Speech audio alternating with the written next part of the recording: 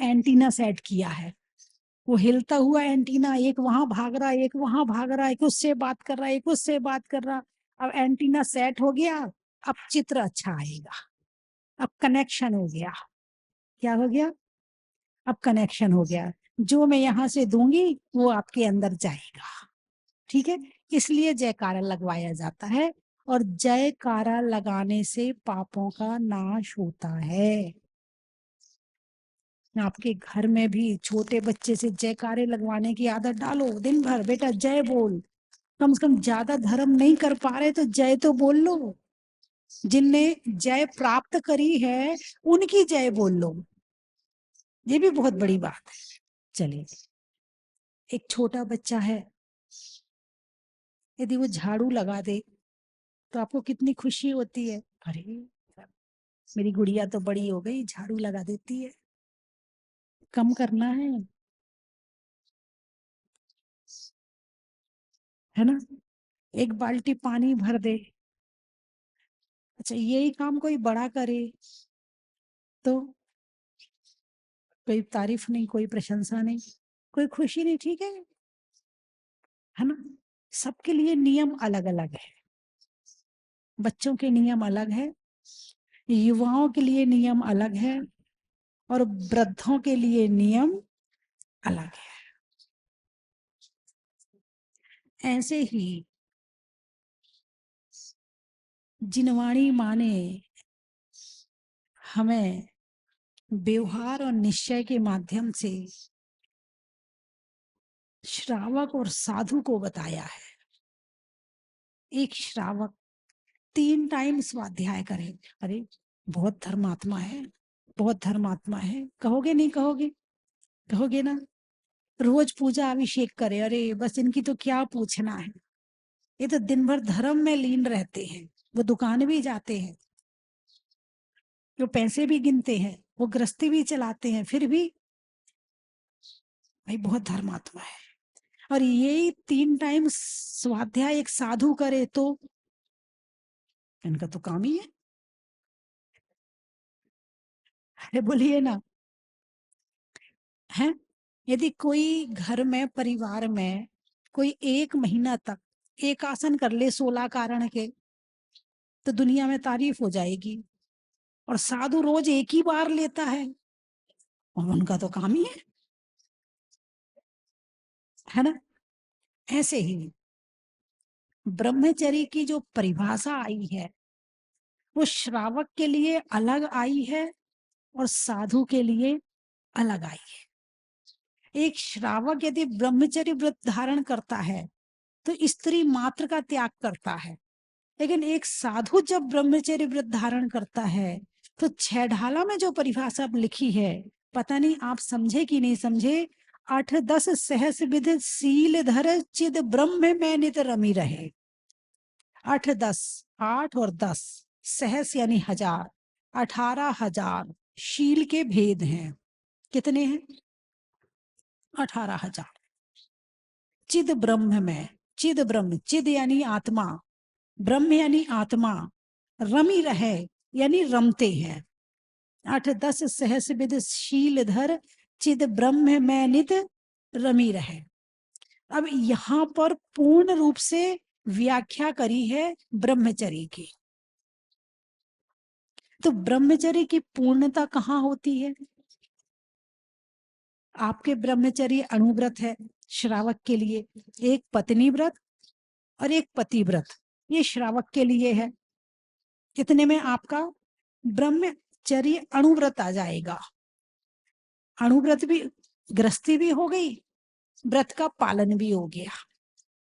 लेकिन साधु के लिए महाव्रत बताए हैं, मुनि के लिए महाव्रत बताए हैं। तो मुनियों के भी 5 भेद हैं, पुलाक, वकुश, कुशील, निर्ग्रंथ और स्नातक। स्नातक तो आप भी होंगे, एमए बीए की डिग्री है नहीं है? जिसने बीए कर लिया तो स्नातक हो गया, और जिसने एमए कर लिया वो स्नातकोत्तर हो गया, यही है ना? कितनी अच्छी बात है। बिना कुछ किए स्नातक बन गए। यहाँ भगवान ने स्नातक किसको कहा है? 4 घातिया कर्मों का नाश किया है, अनंत दर्शन, अनंत ज्ञान, अनंत सुख, अनंत शक्ति को प्राप्त किया है, अरिहंत भगवान बन गए हैं, उनको स्नातक कहा है।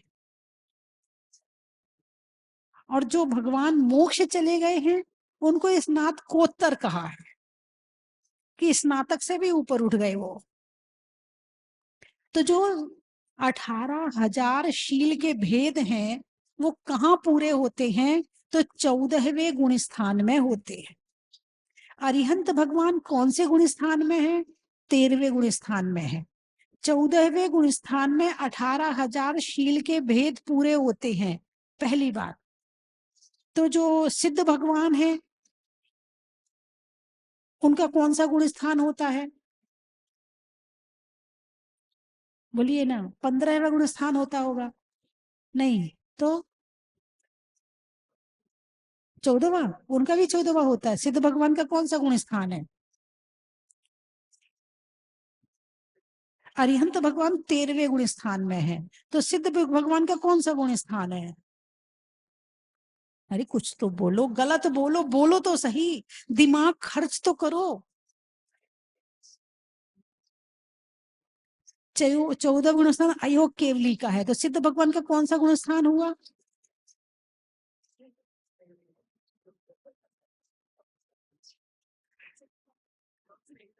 हाँ, यदि कभी कोई तुमसे प्रश्न कर ले कि भाई गुण स्थान कितने होते, बोले 14 होती, इतना तो पता है आपको, ठीक है। तो अरिहंत भगवान कौन से गुण स्थान? बोले 13वें गुण स्थान में। तो सिद्ध भगवान का कौन सा गुण स्थान है? गुण स्थान कौन सा है? गिनती बताओ, 14 गुण स्थान है कि 15वां गुण स्थान है? 14वां गुण स्थान, ठीक है। गुण स्थान किसे कहते हैं? मोह और योग के तारतम्य रूप परिणामों को गुण स्थान कहते हैं। मोह कहां तक है? 10वें गुण स्थान तक। योग कहां तक है?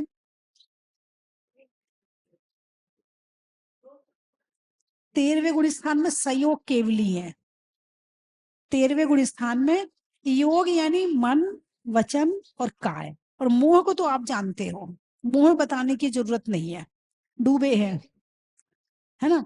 और किससे करते हो? मन से करते हो, वचन से करते हो, काय से करते हो। तो योग कहां तक है? 13वें गुण स्थान तक है, ठीक है। 14वें गुण स्थान कौन सा है? अयोग, यानी योग नहीं है। क्या है? योग नहीं है। तो अब सिद्ध भगवान का कौन सा गुण स्थान हुआ?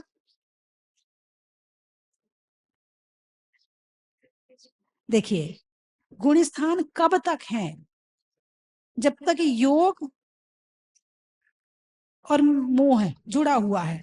मोह चला गया 10वें में, योग चले गए 14वें में, जा रहे हैं, अभी गया नहीं है, अयोग काम चल रहा है। तो 14वां गुण स्थान बनता है 5 लब्ध्याक्षर के समय में, आ ई उ ई लिरी रिरी, बस इतने में 14वां गुण स्थान समाप्त हो जाता है और भगवान सिद्ध बन जाते हैं। अब सिद्ध भगवान का कौन सा गुण स्थान है? वो गुण स्थानातीत है। क्या? गुण स्थान से भी ऊपर उठ गए, वो मार्गणातीत है, वो संयमातीत है। वो उस सबसे कहते ना, एक भोजन बना रहे हैं और एक भोजन खा रहे हैं, दोनों में क्या अंतर है? 13वें गुण स्थान में शुरुआत, खाना शुरू हो गया लेकिन अभी पूरा नहीं खाया। और सिद्ध भगवान पूर्ण रूप से अब कर्मों से, शरीर से, संसार से, सब चीज से विमुक्त हो गए। तो वो गुण स्थानातीत है, अतीत, बीत गया, गुण स्थान से भी ऊपर है वो। आया समझ में? है। तो 14वें गुण स्थान में जब अयोग भी चला गया, योग भी चला गया और अयोग में आए, तो शील की पूर्णता हुई है। 18,000 शील के भेद कहां पर? 14वें गुण स्थान में। तो फिर 6वें गुण स्थान में क्या कर रहे हैं? जब शील की पूर्णता नहीं है तो क्या कर रहे हैं वहां? साधना। क्या कर रहे हैं वहां? साधना चल रही है। किस चीज की साधना चल रही है? ब्रह्मचर्य की ब्रह्मचर्य महाव्रत की साधना चल रही है। घर में थे तो अणुव्रत की साधना करी, अब वहां से निकल के मुनि बने तो महाव्रत की साधना कर रहे। अब संपूर्ण रूप से घर परिवार सब कुछ छोड़ दिया है, परिग्रह छोड़ दिया है, लेकिन क्या अभी पूरी हो गई साधना? साधना पूरी नहीं हुई है, शुरुआत है।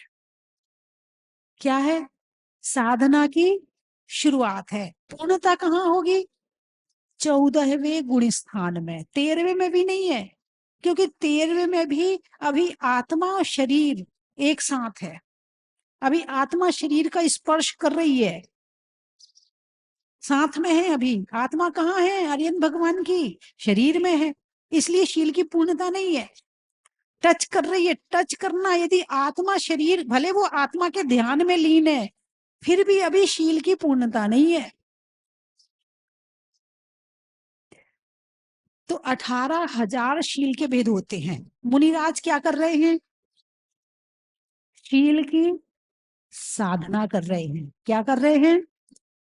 अभी गाड़ी पे बैठे हैं, गाड़ी स्टार्ट करी है, अभी चलना शुरू किया है, और लोग क्या समझते हैं? ये तो भगवान बन गए, है ना। जब महिलाएं किसी साधु के पास जाएं तो ऐसे कपड़े पहनकर ना जाएं जिसमें अंग प्रदर्शन हो रहा हो, बाल खोल कर ना जाएं, श्रृंगार करके ना जाएं, क्योंकि अभी साधना की शुरुआत है। अभी प्राप्त नहीं किया है पूर्ण ब्रह्मचर्य को, भी साधना की शुरुआत है। ज्यादा मुनिराजों से हंस हंस के बातें ना करें, और फिर कभी कुछ गड़बड़ होती है तो दोष किसको देते हो? महाराज को। अपनी तो कोई गलती है ही नहीं, हम तो श्रावक हैं, हम तो अज्ञानी हैं। तो ज्ञानी बनो ना, फिर उसका पाप का भागी कौन बनेगा? यदि कोई मुनिराज से यदि गड़बड़ होती है तो फिर उसका पाप का भागी कौन है? निंदा किसकी करोगे? मुनिराज की करोगे। अभी साधना की शुरुआत है, अभी शिखर पे पहुंचे नहीं है, अभी चलना शुरू किया है, और तुमने यदि उनका मन भटकाया, तुम्हारे कारण से भटका, तो निश्चित ही पाप तुम्हें भी लगेगा। जितनी निंदा हो रही उनकी, उसके भागीदार तुम भी हो। मोबाइल पे बात नहीं करना मुनिराजों से, नहीं तो नहीं, एक एक घंटा। नहीं तो क्या होता, आदमी परिचय बढ़ाने के चक्कर में, किसके चक्कर में? परिचय बढ़ाने के चक्कर में बैठ बैठ के घंटों बात करता नहीं। जितना काम हो उतनी बात करो। कोई शंका हो समाधान कर लो, बिल्कुल शालीनता के साथ में जाओ, शालीनता के कपड़े पहनो, और शालीनता से उनके पास हाथ जोड़कर बैठो, ताकि उनके भाव खराब ही ना हो। पल्लू ढांक के बैठो, पूरे फैला के बाल मत बैठो। मंदिर में आओ, सिर ढक के आओ। ये बाल फैलाने की परंपरा इतनी खराब चल गई है कि सारी मर्यादाएं नष्ट हो गई हैं, और सबसे ज्यादा यही शील व्रत में दोष लगवा रहे हैं। कम से कम सिर ढक के आओगे तो मर्यादा तो रहेगी। अरे बोलिए ना। तो शील व्रत यदि मुनिराज पालन कर रहे, पहले के मुनिराज जंगल में रहते थे, आना नहीं जाना नहीं बोलना नहीं, आहार किया, अपने जंगल में आ गए। अब जंगल वाली शरीर तो नहीं है, उतना संगठन नहीं है, रहना तो शहर में पड़ेगा। अब शहर में रह रहे तो उससे श्रावकों से पाला पड़ता है। तो श्रावक भी समझदार होने जरूरी हैं। साधु की साधना में श्रावकों की समझदारी बहुत काम करती है। यदि श्रावक समझदार ना हो तो साधु की साधना भंग हो जाएगी। इसलिए साधु की साधना में वो आगे बढ़े, ज्यादा मत बैठो उनके पास में। अपनी समझदारी है कि ज्यादा मत बैठो, ज्यादा बातें मत करो।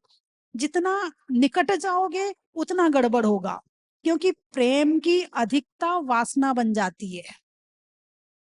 प्रेम की अधिकता यानी अतिरेक, किसी भी चीज की अति नहीं होनी चाहिए। जहां अति करोगे वहां इति हो जाएगी। इसीलिए संपर्क उतना ही रखो जितना जरूरी है, उससे ज्यादा नहीं। ज्यादा करोगे फिर निंदा के पात्र तुम भी बनोगे। तुम्हारी निंदा तो एक गांव में होगी, और साधु की निंदा फिर पता नहीं कितने गांव में होती है। और आजकल तो व्हाट्सअप चल गया, एक मिनट लो वायरल अभी होता है सारी चीजें। 1 मिनट में वायरल तुम ही करते हो, कोई दूसरा नहीं करता, तुम ही करते हो। और फिर जितने लोग पढ़ते फिर वो निंदा करते हैं। और इतने लोग यदि साधु की निंदा कर रहे हैं तो पाप लग रहा कि नहीं लग रहा? अरे बोलिए ना, पाप लग रहा कि नहीं लग रहा?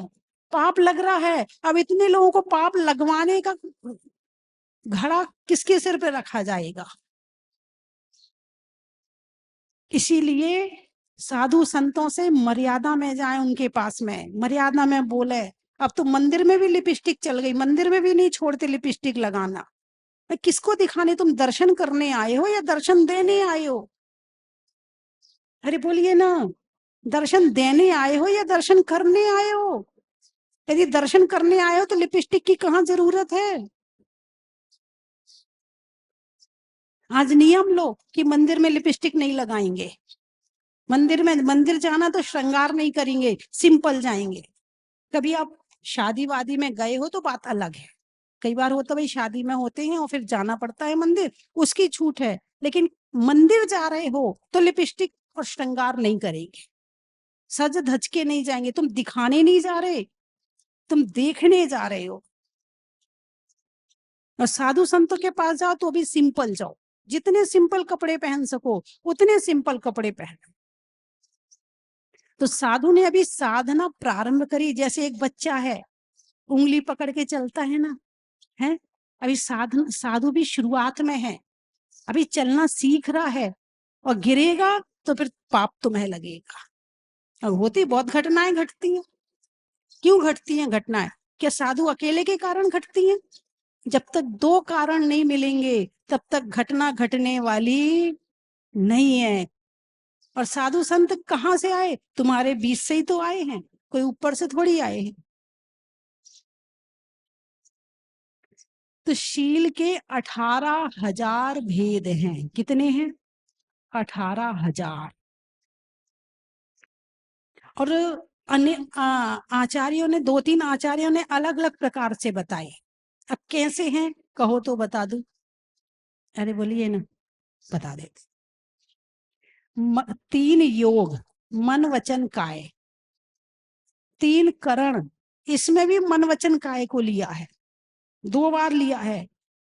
क्योंकि इससे ही किया जाता है। मन से करोगे, वचन से करोगे और काया से करोगे। काया से जितना आप कुशील नहीं करते उतना वचन से कर लेते हो, और जितना वचन से नहीं करते उतना मन से कर लेते हो पाप, ब्रह्मचर्य को तोड़ने का। तो इसलिए मन, वचन और काय को लिया। ठीक है। फिर लिया इसमें 4 संज्ञा, आहार, भय, मैथुन और परिग्रह। ये 4 संज्ञाएं ली हैं। ठीक है। फिर 5 इंद्रियां ली हैं, स्पर्शन इंद्री, रसना इंद्री, घ्राण इंद्री, चक्षु इंद्री और कर्ण इंद्री। पाप किससे करते हो? इसी से करते हो ना। तो यदि मतलब शुरुआत में तो स्त्री मात्र का त्याग करना ब्रह्मचर्य। एक होती ब्रह्मचर्य प्रतिमा, एक होता ब्रह्मचर्य अणुव्रत, एक होता है ब्रह्मचर्य महाव्रत, एक होता है ब्रह्मचर्य धर्म, और एक होते हैं शील के 18,000 भेद। मतलब क्रम से ऊपर चढ़ रहे हैं। जिसने घर में रह के अणुव्रत का पालन किया है वो ब्रह्मचर्य महाव्रत भी लेगा। और जब तक मतलब इससे पहले ब्रह्मचर्य प्रतिमा ले लेते हैं। 7वीं प्रतिमा का क्या नाम है? ब्रह्मचर्य प्रतिमा, है ना। तो कुछ लोग ब्रह्मचर्य प्रतिमा ले लेते हैं। तो क्या क्या चीजें होती वो धीरे धीरे बढ़ाया और कहाँ पहुंचाया है? 14वें गुण स्थान में पहुंचाया है। शुरुआत कहाँ से करी है? घर से करी है। ब्रह्मचर्य अणुव्रत से करी है कि एक पत्नी व्रत और एक पति व्रत रखो। तो क्या होगा? ये आपके शुरुआत हो गई। और ये शुरुआत आपको कहाँ ले जाएगी? शील के 18,000 भेदों को 14वें गुण स्थान में पहुंचाने में ले जाएगी। कौन सा व्रत? ब्रह्मचर्य अणुव्रत। आप यहां से धीरे धीरे धीरे धीरे धीरे धीरे आगे बढ़ेंगे और एक दिन शिखर तक पहुंच जाएंगे। तो 5 इंद्रियां, 5 इंद्रियां। फिर लिया है 10 प्रकार पृथ्वी आदि कायिक जीव, क्योंकि मन कितनी तरफ से बाहर जाता है। मन इंद्रियों के माध्यम से जाता है, 4 संज्ञाओं के माध्यम से जाता है ना। और पृथ्वी कायिक आदि जो जीव हैं 10, जैसे कि वनस्पति, पृथ्वी जल अग्नि वायु और वनस्पति। तो पृथ्वी के पहले 2 भेद करो, वनस्पति के 2 भेद करो, साधारण और प्रत्येक। ठीक है। अब जो साधारण है, प्रत्येक है, उसके 2 भेद करो, साप्रतिष्ठित और अप्रतिष्ठित। ये 2 भेद हो गए। ठीक है। अब ये हो गए 4। अब पृथ्वी जल अग्नि और वायु, इनके सूक्ष्म और बादर, 2 भेद, 2 भेद प्रत्येक के, पृथ्वी के, जल के, अग्नि के, वायु के। 4 और 6 10 हो गए। और 10 धर्म है, उनसे उल्टे ले लो, क्षमा, मार्दव, आर्जव, शौच, संयम, तप, त्याग, अकिंचन और ब्रह्मचर्य। इससे उल्टा ले लो 10। अब इनको आपस में गुणा करो, 3 योग और 3 करण को गुणित करो, कितने हुए? 9। अब 9 को 4 संज्ञा से गुणा करो, 36। अब 36 को 5 इंद्रियों से गुणा करो, 180। अब 180 को 10 पृथ्वी आदि से गुणा करो, 1800। अब 10 1800 से 10 अधर्म, जो धर्म के उल्टे ले लो, तो उससे गुणा करो, 18,000। ऐसे 18,000 शील के भेद होते हैं। मन आंख के माध्यम से बाहर जा रहा, कि नाक के माध्यम से, कि कान के माध्यम से, कि मतलब भोग क्या कर रहे हो तुम, चाहे घ्राण इंद्रिय संबंधी, चाहे रसना इंद्रिय संबंधी, चाहे स्पर्शन इंद्रिय संबंधी। फिर पहले तो ब्रह्मचर्य केवल स्त्री मात्र का त्याग करवाया, उसमें स्पर्शन इंद्रिय अकेले आ जाएगी, लेकिन बाद में 5 इंद्रिय संबंधी समस्त भोगों का त्याग करवाया है, तो ब्रह्मचर्य है। ब्रह्म यानी आत्मा, ब्रह्म यानी, बोलिए, आत्मा। चर्य यानी चर्या करना, आत्मा में चर्या करना, यानी ध्यान में लीन रहना। जब मन के द्वारा आत्मा आत्मा में लीन है, तो ब्रह्मचर्य की उपलब्धि है। ये पूरा संसार किसके माध्यम से बसाया जाता है? शादी के माध्यम से। और शादी ना करो, आधा संसार तो यहीं घट गया। घटा कि नहीं घटा? अरे बोलिए ना, घट गया ना। अब जैसे मान लो शादी नहीं करी, तो तुम्हारे जो ससुराल पक्ष के रिश्तेदार थे, अब वो नहीं है, क्योंकि शादी नहीं करी। अब एक पक्ष के नहीं, पहले अपने पक्ष के थे, फिर दूसरे पक्ष के थे, फिर दोनों को संभालो, उसकी शादी में जाओ, उसकी शादी में जाओ, उसके मरण में जाओ, उसके मरण में जाओ, उसके जन्म में जाओ, उसके जन्म में जाओ। पहले तो एक का ही चक्कर था, और एक का भी चक्कर नहीं था, पापा मम्मी है ना, चले जाएंगे अपने आप, वो जिम्मेवारी भी नहीं थी, तो दोनों पक्ष छूट गए। तो मन कितनी जगह जा रहा था, वहां से वापस आया, वहां से वापस आया। अब जितने शरीर संबंधी भोग थे और छूट गए। तो जितना जितना हम ब्रह्मचर्य को पालन करते जाएंगे, उतना उतना हम अपने पास आते जाएंगे, और जितना जितना ये कुशील सेवन करेंगे, उतना उतना अपने से दूर चले जाएंगे। ये है ब्रह्मचर्य का मतलब। ब्रह्मचर्य पहले एक इंद्रिय संबंधी लिया है, और बाद में फिर 5 इंद्रिय संबंधी ले लिया है। 16 कारण भावना में क्या कहा? शील सदा दृढ़ जो नर पाले, सो औरन की आपद टाले। ये सही है कि गलत है? शील सदा दृढ़ जो नर पाले, सो औरन की, अपनी तो टालते टालता है, औरन की आपद टाले। यानी कोई जिसकी नजर खराब हो, उसके साथ जाओ, कहीं भी पिट जाओगे। बोले हाँ या ना? और जो उसकी सहायता करेगा वो भी पिटेगा, पिटेगा नहीं पिटेगा? और जिसकी दृष्टि सही है, उसके साथ कहीं चले जाओ, हर जगह सही रास्ता मिलेगा। तुम भी बचोगे, उसे भी बचाओगे। और यदि दृष्टि सही नहीं है, तो तुम भी पिटोगे, और जो साथ में रहेगा उसे भी पिटवाओगे। और आजकल क्या हो रहा, अब एक आदमी 3-3 बीवियां रखा है। हाँ नहीं, जो मेरे पास समाचार आए वो मैं बता रही हूँ आपको। और ये शिक्षा मिल रही है सीरियल से। एक से शादी करी, एक को दूसरे शहर में रखा, एक को तीसरे से। अब मैं तो उसे बेचारा कहती हूँ। क्या वो बेचारा है, बेचारा। कितना दिमाग चाहिए, कितना दिमाग खर्चा करना पड़ रहा है।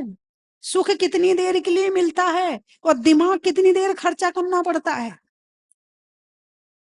बोलिए, यदि इतना दिमाग वो धर्म में लगा दे, शास्त्र में लगा दे, तो आराम से इतना सुख प्राप्त करेगा, इतना सुख प्राप्त करेगा कि करोड़ों रुपए खर्च करने के बाद भी नहीं मिलने वाला है।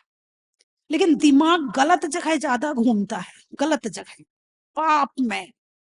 ब्रह्मचर्य यानी धर्म, और ब्रह्मचर्य को तोड़ना यानी अधर्म है। अधर्म से पाप का उपार्जन है और ब्रह्मचर्य से धर्म का उपार्जन है।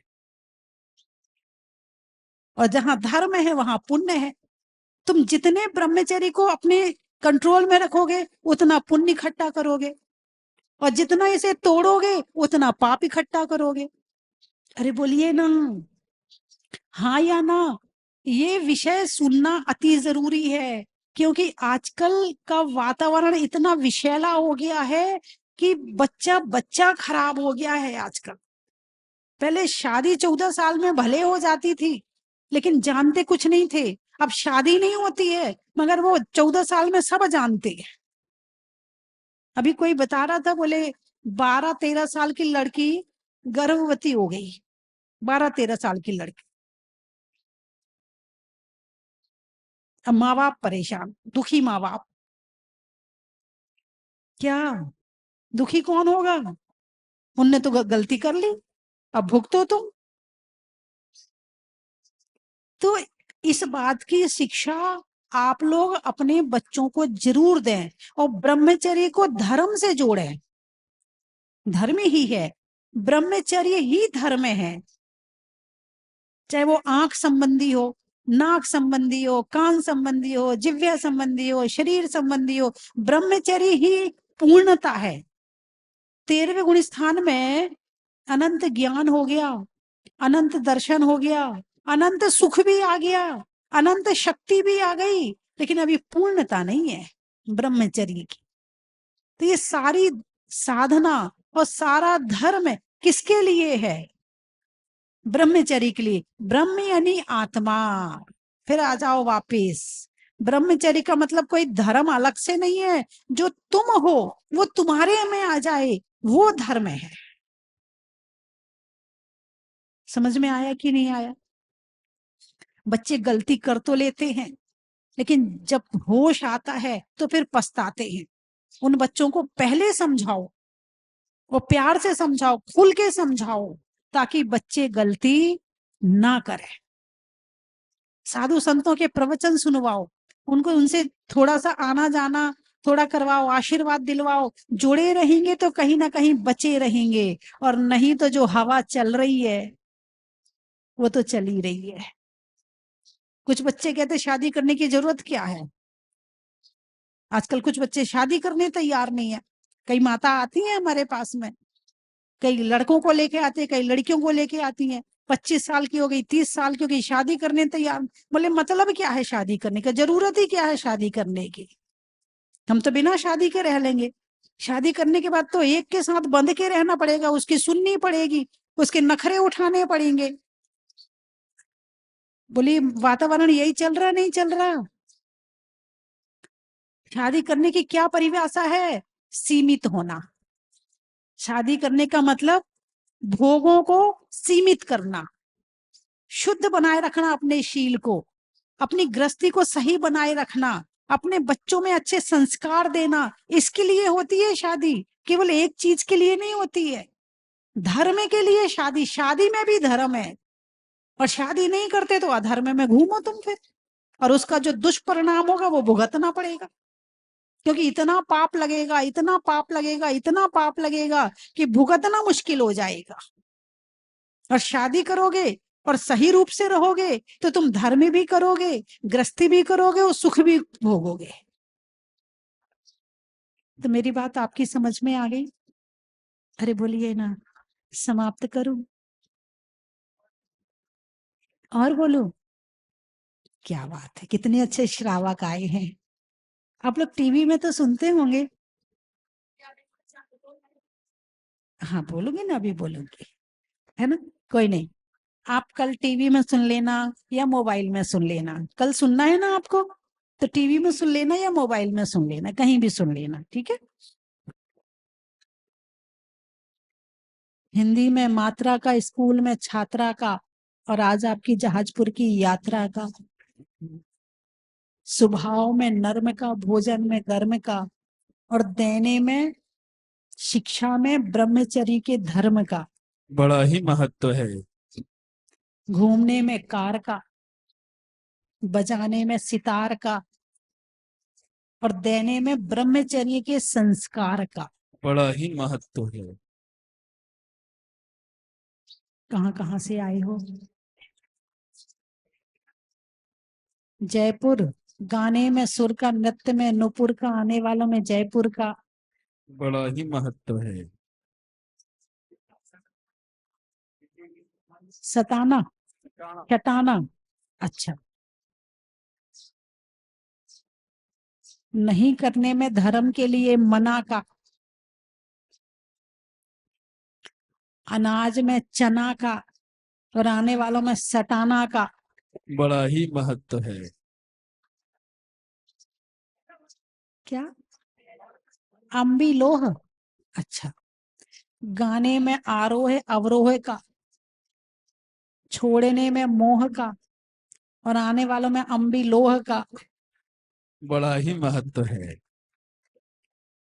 मांगी तुंगी, बजाने में पुंगी का, नाका में चुंगी का, और आने वालों में मांगी तुंगी का। बड़ा ही महत्व है। कलकत्ता, कोलकाता की कलकत्ता, कोलकाता। बारिश में छाता का, घर में माता का, और आने वालों में कोलकाता का। बड़ा ही महत्व है। त्रियंचों में बिल्ली का, सामान रखने में झिल्ली का, और आने वालों में दिल्ली का। बड़ा ही महत्व है। खेत में खाद का, नहीं होने में विवाद का, और आने वालों में औरंगाबाद का। बड़ा ही महत्व है। आप कहाँ से हैं? कोलकाता से, अच्छा अच्छा, ठीक है, हो गए सारे। कोई बचा तो नहीं? बोलिए 24 भगवान की जय। शुरुआत की ज़मीन खरीदने से लेकर के पंच कल्याणक तक और आज तक जैसा मेरा पुण्य है, माता जी का बराबर आशीर्वाद मिलता रहा है। अभी कल मेरे को पता चला कि कोई अहमदाबाद से वीर भूमि में कोई एक पेरा निकला है, उसमें भगवान मनुष्यनाथ भगवान की मूर्ति को श्वेतांबर समाज की मूर्ति बताया गया है। माता जी देवली विराजमान थे उस समय। हम सब आए, पुरातत्व विभाग ने सारी जानकारी ली और मूर्ति को कस्टडी में रखा। आदिनाथ भगवान की मूर्ति श्वेतांबर समाज को मिली और उसकी प्राण प्रतिष्ठा समारोह में माता जी को हमने निवेदन किया कि माता जी आप पधारें, मूर्ति के प्राण प्रतिष्ठा आपको रथ यात्रा में लेकर के प्राण प्रतिष्ठा में माता जी सत्संग प्रियंका दीदी से लेकर के और पूरा दिगंबर समाज, सकल दिगंबर समाज जहाजपुर, उस पूरी प्राण प्रतिष्ठा समारोह के अंदर तन मन धन से पूरा सहयोग किया। और यहाँ पर स्वस्ति धाम के अंदर भी जैसा मैंने आपको निवेदन किया, हम सब बराबर माता जी का सानिध्य बराबर लेते रहें और पूरा आशीर्वाद और पूरी कृपा मुनीश्वरनाथ भगवान की हम सबको मिल रही है। ताराचंद जी बम जो श्वेतांबर जैन समाज के अध्यक्ष हैं, और जब भगवान निकले 23 अप्रैल 2013 को भगवान महावीर के जन्म कल्याणक के दिन, उस समय सर्वप्रथम जब प्रतिमा को देखा गया, दिगंबर समाज वाले भी थे, श्वेतांबर समाज वाले भी थे, सब यहाँ पर थे। और श्री ताराचंद जी बम ने स्वयं ये घोषणा की थी कि हमने प्रतिमा को अच्छी तरह देख लिया है, श्वेतांबर जैन समाज के सभी लोगों ने, और ये प्रतिमा दिगंबर समाज की है। उसके बाद में थोड़ा सा विवाद भी हुआ था। भगवान 1.5 माह तक पुरातत्व विभाग के संरक्षण में रहे थे और उसके बाद पुरातत्व विभाग ने दिगंबर जैन समाज को और पूज्य माता जी की प्रेरणा से यहाँ पर एक ट्रस्ट का गठन किया गया, श्री मुनीश्वरनाथ दिगंबर जैन अतिशय तीर्थ क्षेत्र समिति स्वस्ति धाम के नाम से। और फिर पुरातत्व विभाग ने दिगंबर जैन समाज को आज ये प्रतिमा सौंपी है, और जिनके अतिशय से आज देखिए एक पूरा भारत, और भारत ही नहीं विदेशों से भी भक्त यहाँ पर आए हैं। और यहाँ पर केवल जैन ही नहीं, जैन जैनेतर सब। और जैसा कि अभी ताराचंद जी भाई साहब बता रहे थे, यहाँ पर जितने भी साधु संत श्वेतांबर समाज के आते हैं वो भी दर्शन को आते हैं, उनका प्रवचन भी यहाँ पर। और पूज्य माता जी का वात्सल्य तो आप सब जानते हैं, जो भी एक बार पूज्य माता जी के चरणों में आ जाता है वो उन्हीं का होकर रह जाता है।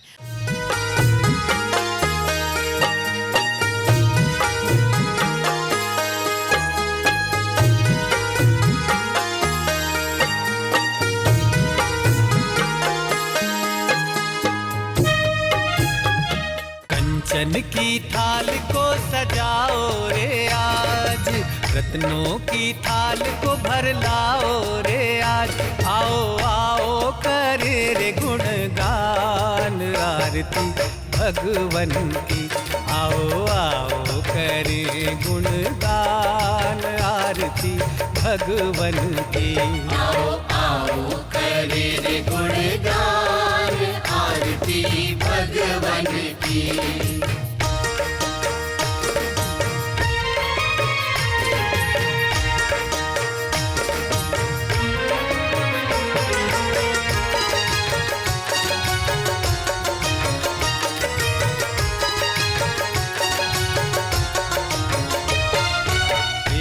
सुमित्र के राज दुलारे, माँ पद्मा जी के नैनों के तारे।